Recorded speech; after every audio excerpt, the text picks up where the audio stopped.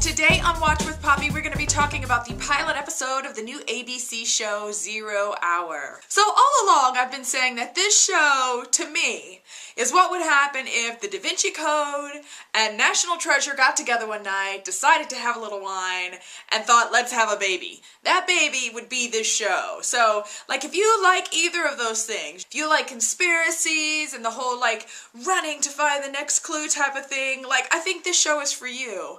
I liked the pilot episode. I thought it was highly entertaining. So fingers crossed that 0 Hour manages to kind of keep the mystery and the intrigue fresh week after week. So I guess we'll see if that happens. Okay, so the main character of the show, his name is Hank, and he's married, his wife's name is Layla, and they're like very much in love. And as the show opens, you see the two of them kind of like out at this little like outdoor flea market, and then he leaves her there as he goes back to work. It turns out that he runs a magazine called Modern Skeptic, which is definitely going to work in his favor as the show goes on. So he heads back to work, and then all of a sudden he gets this call from his wife, and she's like freaking out, and she's like, hey, somebody's in the shop. It turns out that she runs a shop where she repairs and sells clocks and watches and things like that.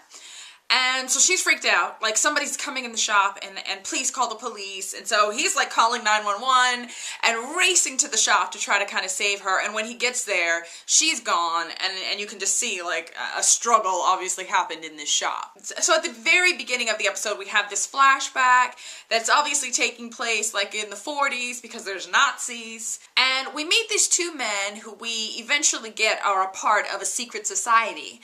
And this secret society is protecting something. We don't know what, of course.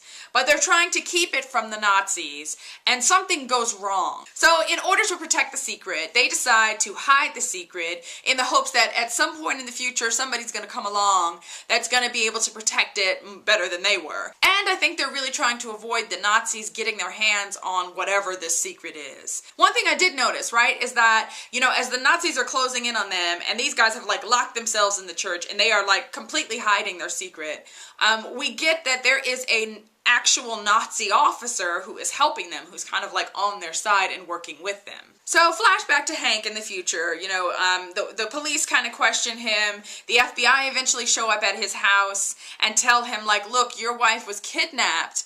But the guy that kidnapped her is like a mercenary, and he is like a fugitive, like in several countries. What is your wife like involved in? You know, they're kind of like skeptical about the wife, because why else would this kind of like, you know, super secret mercenary assassin guy show up and try to take her? So Hank's just kind of over the FBI and he kicks them out. And at this point he realizes that his wife came home. Layla actually came home before she went to work. And as he's looking around the house, he finds this clock. So she obviously bought this clock at the little flea market and brought it home, and all of a sudden Hank starts to think, okay, maybe this is what they were looking for when they took her from the shop. So they're looking at this clock, and it looks kind of like a cool clock, but as they look inside, they find this tiny little diamond. So he's got his little like magnifying glass out, and he's like examining the diamond, and the other two that work with him at the newspaper, they're kind of involved and they're helping him. I can't remember their names. As he's examining this diamond, you know, the light hits it in the right way, and all of a sudden they all look up and there's this map that's on the wall. So there's obviously a map embedded in this little diamond, which, hello intrigue, hello, here we are. So they realize, okay, we've got this map, maybe this is what, you know, the guy that took your wife wanted. What is this thing? As they're looking at the map, they see that it's really old, and they also see some like religious like symbols on it.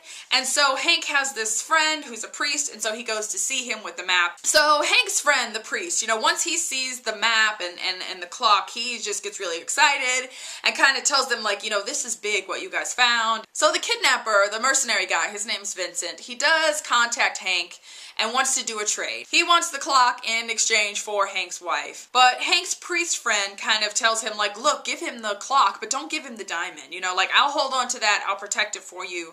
You need to think of the bigger picture. Like, if he's willing to barter for her life, let's not give him everything because he might kill her. So they try to do the trade, right? But Vincent is really, really smart, and he figures out that the priest has the diamond. So he goes to the church, stabs the priest, and steals the diamond back, and, you know, that's a problem. So then Hank feels like, okay, great, I don't know what to do now. This guy got what he wanted, now he's gone with my wife. But he realizes he still has the map because they kind of like somehow managed to get a copy of the map off of the diamond. And so he decides he's going to go to this place called New Bartholomew that's on the map. Now, the FBI has been all along trying to get him to kind of tell us what's going on, and we want to help you, but he doesn't really trust them. Hank doesn't. But the one FBI agent, she's a lady, she shows up when he goes to the airport to go to New Bartholomew, and it's just like, I'm going with you, and you need my help type of thing. So she goes with him, and it's like, go team go. Meanwhile, you know, the two magazine assistants, Hank really wants them to stay at home, but he kind of charges them with the task of finding out more about the clock. Find out who made the clock, where the clock came from, what does the clock mean.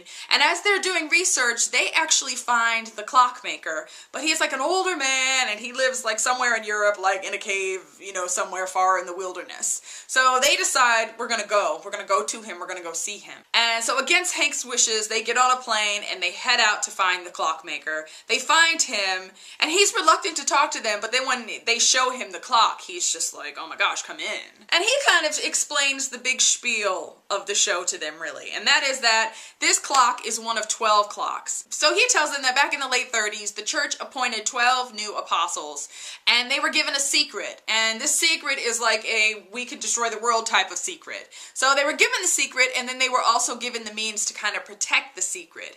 And the number 12 is really big in this episode. So there's like 12 apostles, and then they have 12 clocks, and there was lots of number 12s all over the place. And so this guy, this clockmaker that they're meeting with, he made the clock for one of the new apostles. And so he explains to them that New Bartholomew is not a place, but that New Bartholomew was one of the new apostles that he made the clock for. Now, meanwhile, Hank, right, and this FBI agent, they have gone out into the, tundra. It's like snow everywhere. They're in the middle of nowhere, to find the coordinates on this map that's going to show them where New Bartholomew is at.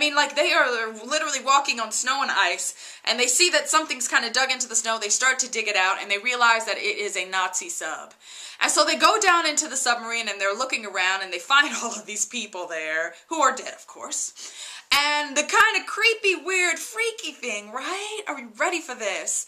Is that as Hank is down there, he's looking around and he stumbles onto this dead body. And from the beginning, we realize that it is the Nazi official, the one who was helping the church hide this secret, because he's holding this special cross, and we kind of saw that. We didn't see his face in the flashback, but we saw him holding this cross. So when Hank finds this body on the submarine that's holding this cross, we're thinking, oh, this is the body of that guy that we saw in the beginning. But, shocker of the episode, right? They pan up to his face, and it's Hank. Yeah, it is, he's looking at, his doppelganger, basically. And so, what the heck is going on? And then they do more flashbacks, and we realize that this man, the Nazi, who was the one that was helping them hide the secret, is, the double of this Hank character. It is him, basically. So, creepy, weird. So, of course, that's a big mystery that we'll need to figure out. So the gist of it, is that we realize that it's this huge conspiracy, because obviously there's these 12 clocks, and now somebody is looking for the clocks because, of course, they're trying to kind of unlock the secret. And there's just a whole lot of conspiracy craziness going on.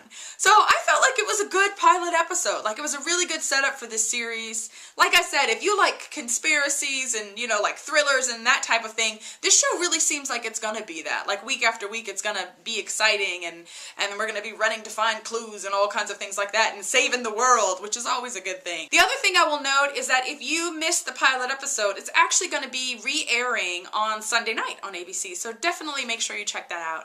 Okay guys, that is it for me today. Thanks so much for watching. I will see you again soon. Bye.